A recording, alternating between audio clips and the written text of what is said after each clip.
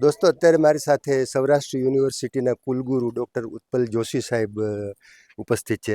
Sir, NEP 2020 અત્યાર સુધી વિદ્યાર્થી ભણતા હતા તો માત્ર કાગળ મળતો હતો પ્રમાણપત્રમાં. હવે કાગળ તો ખરો પણ કૌશલ્ય સરસ એક કન્સેપ્ટ આવ્યો છે અને યુનિવર્સિટીએ તો સરસ રીતે એનું ઇમ્પ્લિમેન્ટેશન કરી દીધું છે.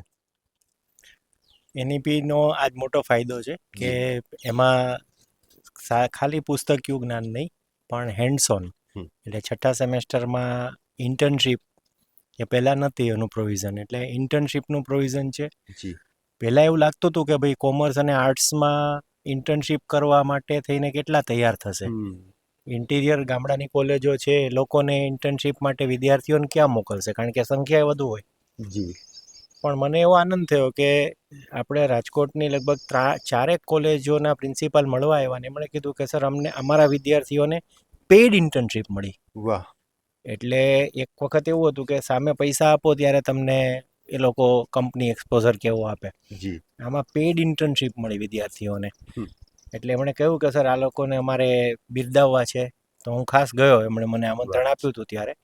ઇન શોર્ટ કહેવાનું એ છે કે હજી એમએસસીની અંદર પણ 1 યર જ્યારે, એટલે અત્યારે 4th યર યુજીમાં જે લોકો જશે એમને પણ આવું છે, on the job training provision છે, રિસર્ચ પ્રોજેક્ટ બેઝ છે.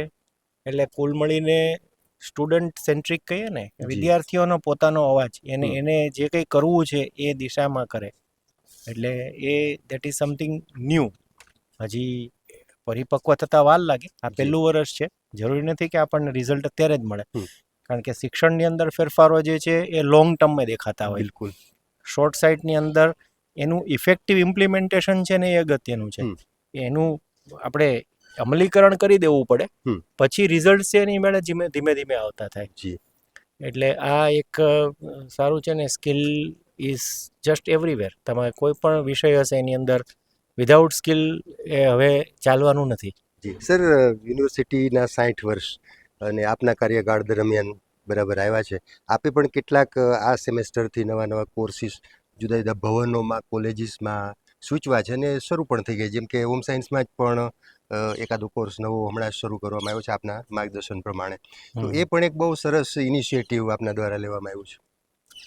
એટલે મૂળ એવું હતું કે ઘણી વખત શું થાય કે નવા માટે, માનો કે એઆઈ છે, આર્ટિફિશિયલ ઇન્ટેલિજન્સ છે, એજન્ટિક એઆઈનો અત્યારે જમાનો છે. એવી જ રીતે આ ફેશન ટેકનોલોજીવાળું હોય કે બીજા ફાઇનાન્શિયલ મેનેજમેન્ટ અને લિટરસી. એટલે એના માટે પણ આજે છોકરાઓ કમાતા થાય છે, નાની ઉંમરથી બચતનું મહત્ત્વ અને મ્યુચ્યુઅલ ફંડ ને આની જાહેરાતો જબરજસ્ત, આખી મોટી ઇવેન્ટ એ લોકો કરતા હોય.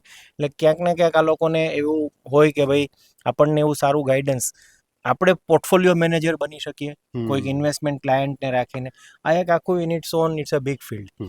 તો એમબીએ ડિપાર્ટમેન્ટને કહ્યું કે ભાઈ તમે આવું કંઈ કરી શકો કે કેમ, તો એ તૈયાર થયા. કુલ બધા મળીને 15 નવા કોર્સિસ આપણે શરૂ કર્યા આ વખતે.